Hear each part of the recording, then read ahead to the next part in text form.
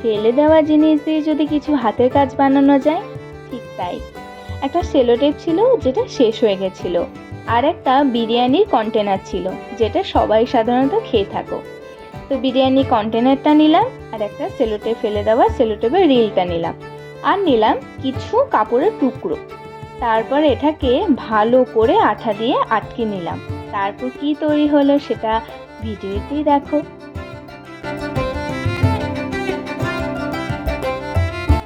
হ্যাঁ, আমি এটা দিয়ে একটা সুন্দর কফি মগ বানিয়ে নিলাম। দুটোকে ভালো করে জয়েন করে আঠা দিয়ে কফি মগ বানিয়ে দিলাম।